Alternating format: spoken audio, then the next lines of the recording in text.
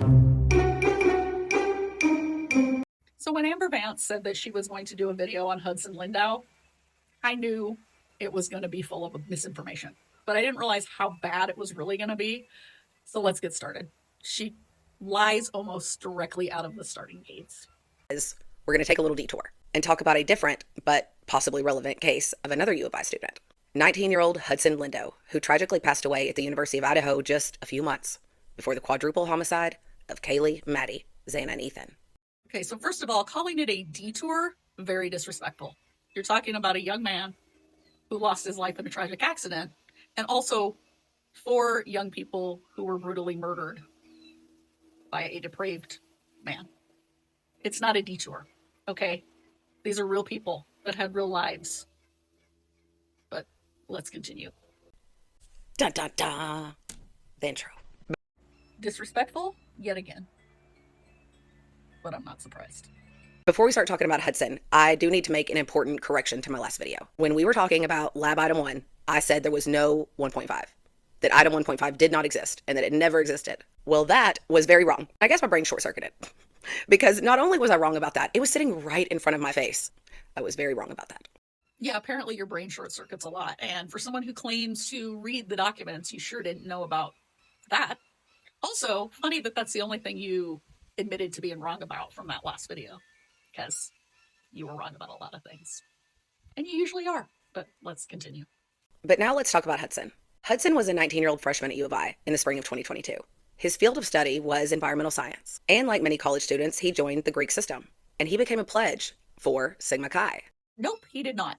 He was not in any fraternity. Hudson was not a pledge, nor a member of Sigma Chi, nor any other fraternity at University of Idaho. And if you don't believe me about Sigma Chi, let's just take a look at their pledge classes that they had for the 2021-2022 school year. So here was their fall semester pledges. That was when Ethan and Hunter pledged, no Hudson. And here was their spring semester pledges, who were then initiated in February, no Hudson. Unfortunately, I do not have as many details on Hudson as I wish that I did. There's very little about him online. So maybe since you don't have a lot of details on him, you should either stick to facts only or just not do a video at all. Second would be preferable. But of course, you couldn't miss an opportunity to try to tie this kid's death into your conspiracy theories. Though we don't have a lot of details, we do know one very important detail that could be of particular interest to us. Because on the night of April 30th, 2022, the last night of Hudson's life, he attended a frat party. That frat party was the Delta Tau Delta 90th annual ball. That is incorrect. He did not attend the Delta Tau Delta formal. He was not a member of DELT. Only members of DELT and their dates attended that ball. And remember, the DTD frat was the frat that Jack Showalter and his bestie, Connor Chestnut, both belonged to. And there it is, folks. Her whole motivation for doing this video on Hudson Lindau. Because she's trying to tie his accidental death, somehow, to Connor Chestnut and Jack Showalter. Like I said, we don't have many details, so we don't know a lot about what happened that night. But it seems there may have been some type of incident at that formal event or at a party afterwards, maybe. I can't be sure because, like I said, there's not a lot of details to give me any real insight. Well, no, there was actually no incident involving Hudson at the DELT formal or at any party that night. He unfortunately drank too much and wandered when walking back to his dorm. But what is known is that on May 1st, 2022, right around 11:30 a.m., someone walking along a bike trail spotted Hudson laying face down in Paradise Creek, near the bridge on College Street. He was found shirtless and partially submerged in the few inches of water. Where Hudson was found was just down the street from the DTD frat house. Well, it wasn't just Delta Tau Delta that's nearby. There's actually several fraternities and sororities nearby. Looking at a map of Moscow, you can see that to the west, you had Old Greek Row, you had the dorms. To the southwest, you had New Greek Row. To the south, you had Taylor Avenue and all those apartments. To the north and northeast, you had several student apartments as well. So there were parties going on at several locations that evening, close to the spot in Paradise Creek where he was found. So to say it's just down the street from the Delt house is a bit misleading. But then that's your specialty, isn't it, Amber? But MPD immediately announced no foul play suspected. And weeks before a toxicology report even came back, Hudson's death was ruled an accidental drowning. Well, you don't need the toxicology to be back to determine whether it was foul play or not. And the medical examiner in Spokane did the autopsy. It was an accidental death. It was a drowning. Okay. Toxicology reports, they already were going to know the results even before they got it back because they had spoke to his friends that he had been with. They knew how much he had drank that night from talking to the people that had been with him. So this wasn't a mystery like you're trying to make it out to be. They said Hudson likely got too drunk and wandered away from the party by himself. Yes, just wandered, shirtless, down the street and fell into the creek, where he drowned.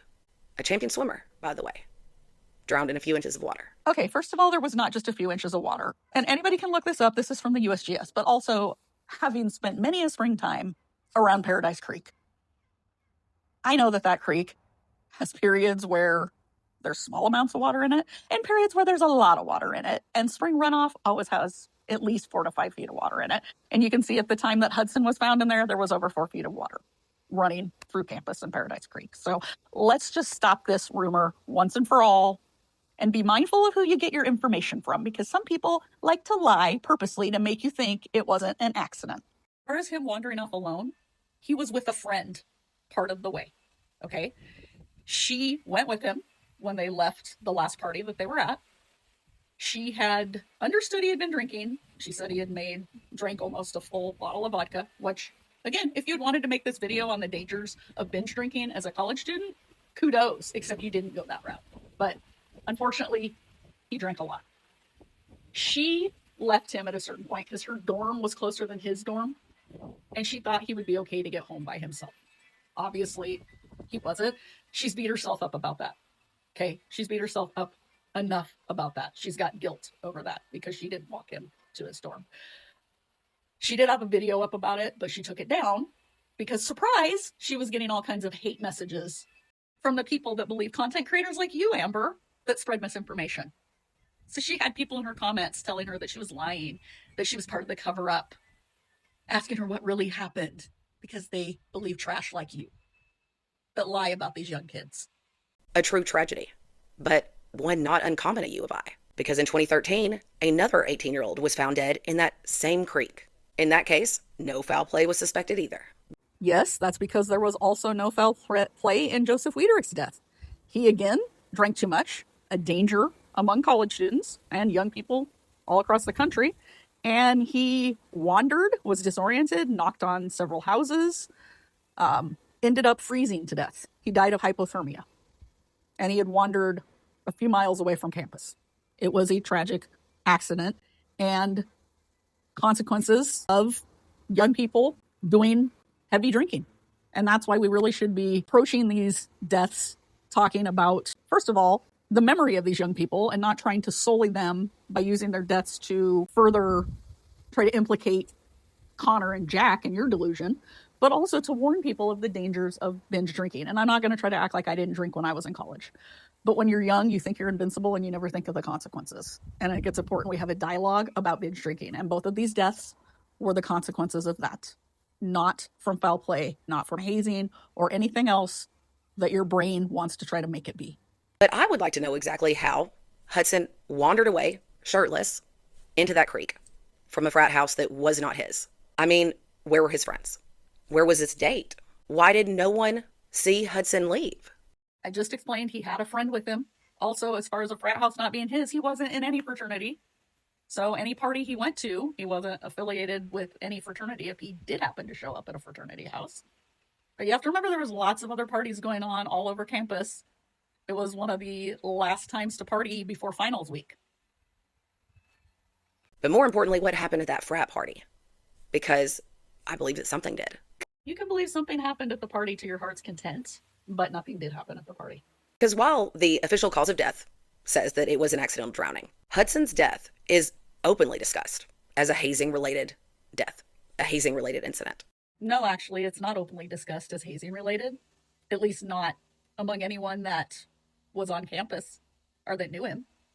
The only people that are discussing it as hazing-related are people like you, content creators, who are scraping the bottom of the barrel for content, trying to make themselves relevant by trying to tie everything to the murders of Kaylee, Maddie, Xana, and Ethan. I was under the impression that hazing was mainly within the same frat. Like the frat houses hazed their own members. Not that the frats or the sororities would haze members of other sororities or frats. Do y'all get what I'm saying here? I thought it was like an in-house thing. The certain fraternities, sororities did it to their own people only. But I've been informed that that's not really the case. Apparently, freshmen are generally given a hard time from everybody, other freshmen included, along with members of any other house they may end up socializing in. Yeah, that would be incorrect. Greek life hazing just happens within your own house, not pledges from one house being hazed by people from another house. Also, hazing is during the pledge period. So April 30th into the semester wouldn't have even been a hazing period anyway. But again, Hudson was also not a pledge or in a fraternity. So wouldn't have been hazing anyways. Now, I'm not trying to insinuate that happened to Hudson, that anybody did anything to him with malicious intent. I don't know that. I don't know what happened to Hudson that night. Oh, cut the bullshit. You know what you're doing. You are trying to insinuate that. You wouldn't be spending time in your video talking about hazing if you weren't insinuating it. I'm not even sure if we did get a hold of the case file that it would really say what really happened to Hudson that night. So I'm not really sure there's any real way to find out unless someone grows a conscience and wants to come forward about that one day. And you're going to be holding your breath for a long time because there's nothing to come forward about. It was an accidental, tragic death. That was it. I don't understand why some of you have such a hard time dealing with facts. But unfortunately, some of the attendees at that party cannot come forward even if they wanted to, even if they knew what happened to Hudson that night, because 6 months later, they also lost their lives at the University of Idaho. Oh, look, there it is again. You trying to insinuate that this was tied into the murders. First of all, nothing happened at the Delt Ball that had anything to do with Hudson's death. And Maddie and Xana had nothing to do with Hudson's death either. But let's continue. We can be absolutely sure, 100% positive, that at least 2 of the 4 Idaho 4 victims were also at the DTD 90th annual ball that night. And we know this because the next day, May 1st, the day that Hudson was found, the DTD frat posted a photo carousel on Instagram. And this was captioned, "Babushka. The 90th annual ball was a huge success. We couldn't have had more fun with all of our amazing dates." Yeah, that's about one of the only factual things you've ever stated. Yes, they posted that photo carousel. Yes, some of the King Road victims were in attendance. Let's continue. But also, doesn't the rest of that caption seem a little insensitive? If a guy that was in attendance at the party died and was pulled from the creek that day, and they're going to post the party and say, "We couldn't have had more fun with all of our amazing dates. Their ball was a huge success even though someone died at it."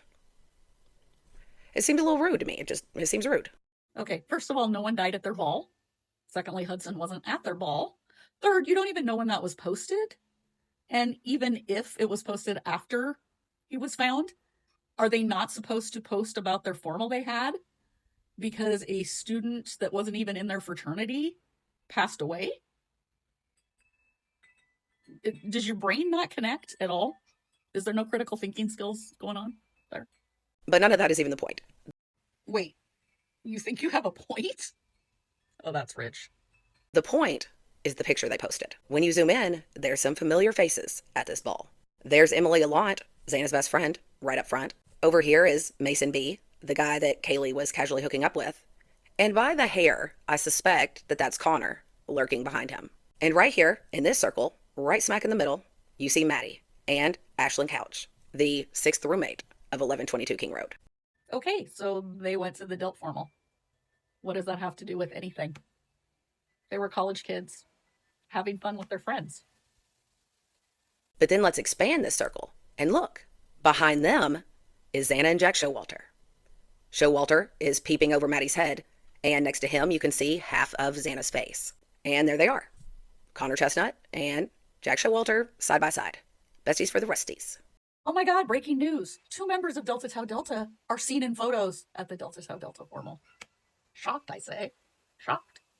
But this party, where we see Maddie, Xana, Jack Showalter, Connor Chestnut, Mason Barstow, all major names in the Idaho 4 case, they were all together at this party. And this is the party that ended Hudson's life. No, that party did not end Hudson's life.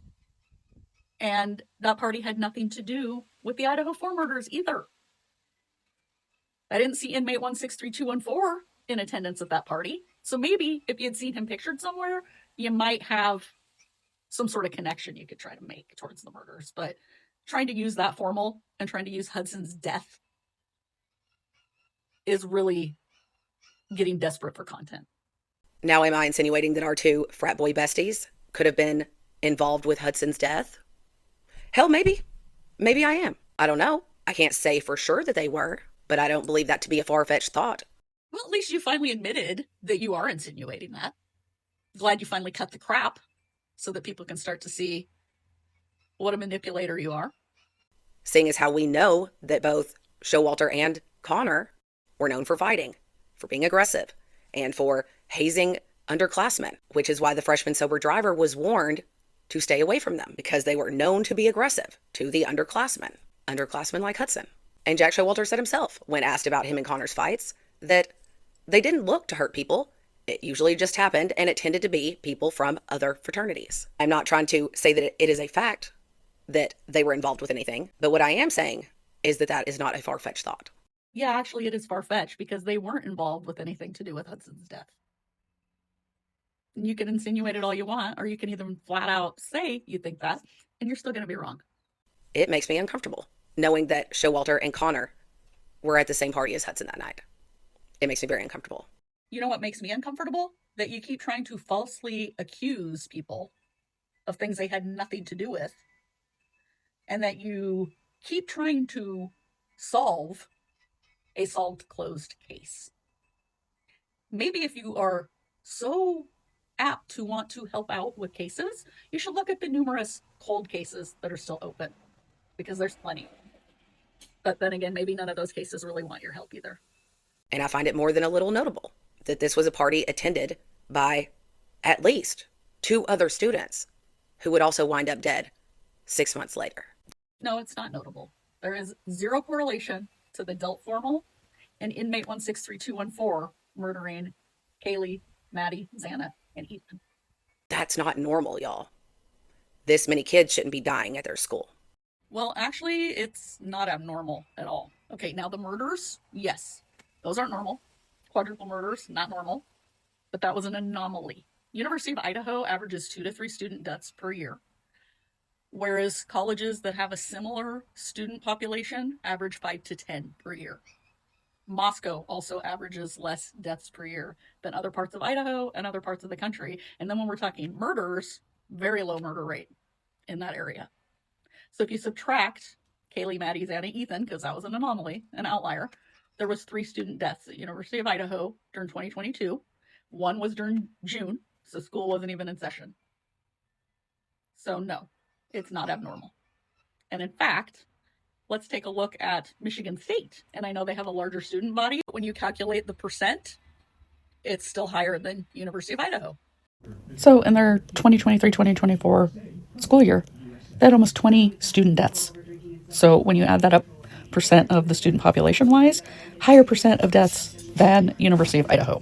And the reason why I use Michigan State on this was just because they have a readily available student memorial tribute on their webpage that shows student deaths every year.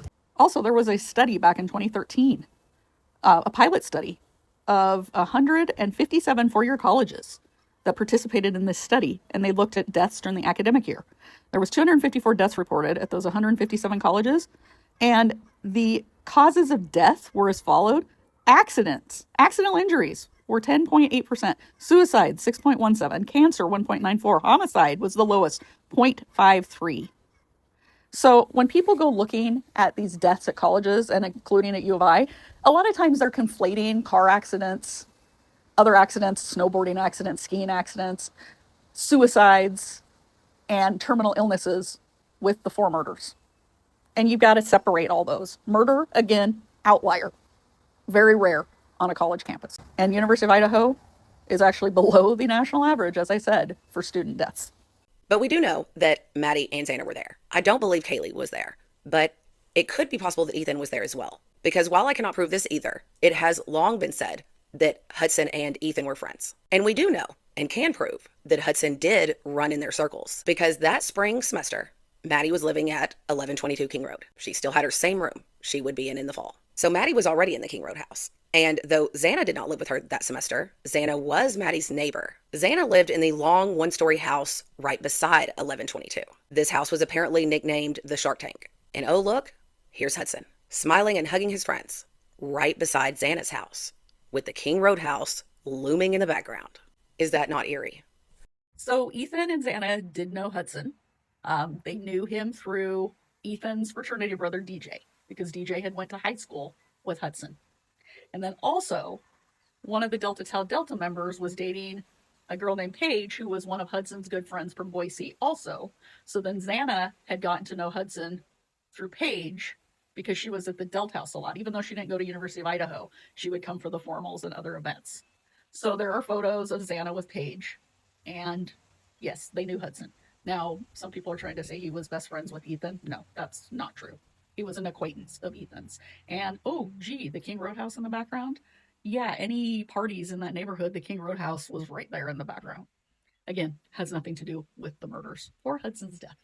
And thanks to some newly released interviews with some of Ethan's other friends, Ethan's frat brothers from Sigma Chi, thanks to those interviews, I can now say with full confidence that Sigma Chi did have problems with the DTD frat. And it also seems that the cops may have had their eyes on a couple of delts too. Well, yeah, the top suspects were Jack DeCore. Of course, he was a beta top suspect because he was Kaylee's ex, and then Showalter, Delt. And then they also looked into Connor Chestnut, of course, but they looked into several people, and that's normal early in an investigation. And it turned out that none of them had anything to do with the murders. So taking what was being asked during interviews and trying to apply it to now, after the investigation was wrapped up and after they found the perp, and the perp also admitted guilt, is just rehashing things for the sake of hearing your own voice, apparently. I wanted to make sure that this got put into this Idaho 4 series. It has always really bothered me that Hudson Lindo died May 1st. 6 months later, 4 more University of Idaho kids die. And just a few months before Hudson, another University of Idaho student died, a girl named Hannah. There's actually a very long list of University of Idaho deaths. And I actually made a video about some of those on TikTok months and months ago. I don't even know how long ago, kind of outlining some of those. And I didn't even get all of them in that video. It is insane, the amount of young people who have lost their lives at that university. Okay, we already touched on that. And it's not insane. They actually have lower than the average of student deaths per year than other colleges. And Hannah was an accidental overdose. Her father has asked that people stop trying to drag her name into this. Okay, so here you are again, trying to bring up another student death that had nothing to do with the murders. All for what? Because you're trying to spin your little conspiracy theory that somehow these were all related and that there's something wrong at University of Idaho. And that's just not the case. But the connection between Hudson and the DTD frat and the Idaho 4 victims' connections to the DTD frat, I think that opens up room for some questions, some further inquiry. Okay, college kids that were friends with each other or knew each other through social settings. Again, what does that have to do with the murders? Oh, nothing. Because them knowing Delt members or them knowing Hudson had nothing to do with inmate 163214 brutally murdering Kaylee, Maddie, Xana, and Ethan. Nothing. Because while I realize that coincidences can and do happen, I don't believe coincidences happen this often. And I think this raises some strong enough questions that Hudson Lindo also needs to be on the Idaho 4 record. These aren't even coincidences. They're isolated incidents that had nothing to do with each other. It just happened that they were students at the same university, and some of them were acquaintances with the other. But the murders of Kaylee, Maddie, Xana, and Ethan had nothing to do with Hudson's accidental death, had nothing to do with Hannah's accidental death. Delta Tau Delta, Sigma Chi, had nothing to do with the murders, had nothing to do with Hudson's death, had nothing to do with Hannah's death. And if you were just somebody that was ignorant I might give you a pass. But you are smart enough to know that these things aren't related, which makes you the worst kind of content creator. Because you purposely lie and you purposely spread misinformation, knowing damn well that what you're saying isn't true. Using Hudson's death to try to insinuate that Connor Chestnut and John Showalter were involved somehow in both Connor's death and the murders is the lowest of the low. Using a young man's death so you can drag others through the mud is despicable. And when you said you were going to do this video about Connor, I knew what you were going to do, because this is your playbook. Do better.